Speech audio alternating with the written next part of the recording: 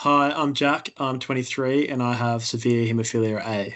So on my most recent trip, I went over to North America, so over to Canada, mainly British Columbia and Alberta. So places like Vancouver, Whistler, Banff, Calgary, which was awesome, very cold. And then we went down to America, so I got to go down to Las Vegas and briefly into Arizona, and also to California, in San Francisco, which was really cool. So the highlight of my trip, probably in Canada, I loved British Columbia. We spent a lot of time in the Rockies, which was awesome, doing some snowboarding. We got to -40 at one point, which was an interesting experience. But yeah, spent lots of days on the slopes, which was really cool. Saw some cool wildlife. Yeah, some awesome snow. And then in America, I loved the Grand Canyon. It was much bigger than I expected. But yeah, it was an awesome day. I had a great time in Vegas. Got to see Fisher at Caesar's Palace, which is a big Australian DJ, so that was pretty cool. Also got to go to the Sphere, which is like a relatively new thing over there, which was unreal. Yeah, it's like fully immersive, 360-degree. I had like robots and stuff in there as well. Another highlight of my trip was I got to see a lot of sport over there. So I got to go to the ice hockey, saw the Calgary Flames, got to go to the NBA and saw the Golden State Warriors and the 76ers. And got to go to some college basketball as well. So that's another really cool thing to sort of see, elite athletes over there, and the differences between like Australian elite sports because I love my sport as well. So that was another big highlight of the trip. So this time around, the biggest challenge for me was obviously doing a lot more high risk activities over there. I think we did about 7 or 8 days of snowboarding. So the biggest thing to plan for and to manage was just the high risk of bleeding, making sure I had not just my regular subcutaneous non-factor product, but also a factor product with me in case I got injured, to sort of treat any bleeds, which I did end up getting. My ankle sort of blew up on the second last day of snowboarding. So yeah, having a good treatment plan, making sure I was on top of my body, treating if with some extra factor if I needed to.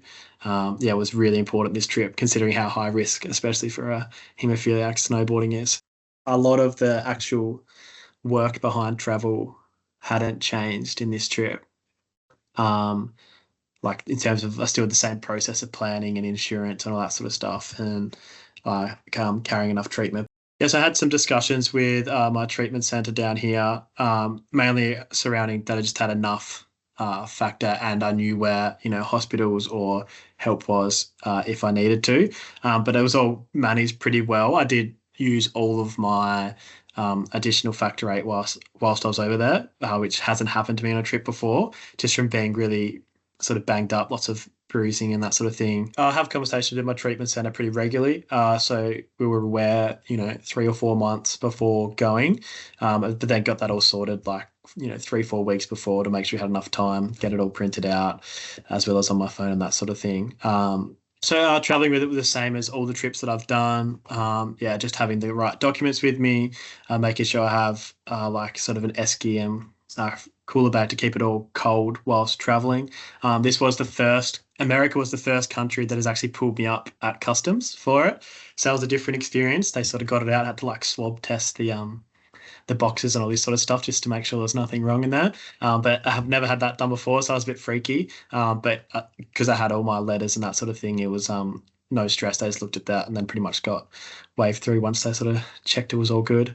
But yeah, definitely highlighted the importance of having letters. I actually travelled with the same mate that I did Southeast Asia with. So he was already across sort of the whole go with my treatment and hemophilia in general, which was really handy. So there was no, need to educate anyone else on this trip. But it was certainly a different experience for him because last time I wasn't on my non-factor product, whereas now I am. So it's a big shift. He was amazed by how much less treatment I had to bring this time compared to when we went over to Asia, obviously doing factor eight 5 times a week at that stage. My treatment schedule is once every fortnight with my subcutaneous product. So I think I was there for about 5 weeks. I had 3 treatments over there. Yeah, which is a massive change compared to, I think, when I went to Asia, it was like 30 treatments. So yeah, a massive change for 5 weeks. I think one tip that I'd want to touch on for everybody is just being aware of the risks you're taking and sort of stay within your limits. I know when I was over there, obviously, yeah, it was a different trip with the snowboarding and that sort of thing. But when I was sore, I'd not go out or still look after myself as best as possible.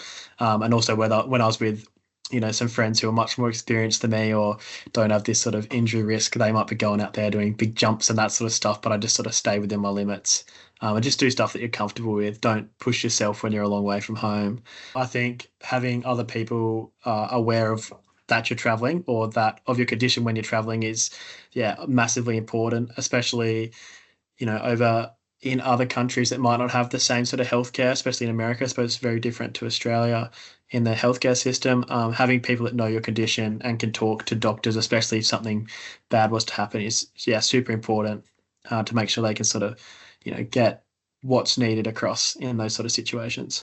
Drinking overseas is very, obviously it's all part of growing up and you go out and you party and that sort of thing. It's probably another thing to touch on. It's just, yeah, staying super vigilant when you are drinking or partying because it's at times when you're not thinking or not as rational about what's going on. So just making sure you're, drinking water in between partying and not getting, too loose because, yeah, it's definitely something that I do consider. Especially, yeah, in a music venue like that, if there's a mosh pit, like people can be running into you from all angles, you can very easily roll an ankle or do something, get hit if you're not too careful. Yeah, so definitely, if your friends are going crazy, sometimes you can just look after yourself a bit more. It's definitely a good thing. As far as general travel tips for young people with hemophilia, I think I said it last time. It's just planning. As long as you sort of got everything ticked off before you go, you can travel just like any normal person. But yeah, it's just as long as you got to travel, a plan for your treatment, a plan of where you'd go if you were injured or that sort of thing. Your insurances are covered, all that sort of stuff. So just, yeah, make sure you plan. That's the number one thing.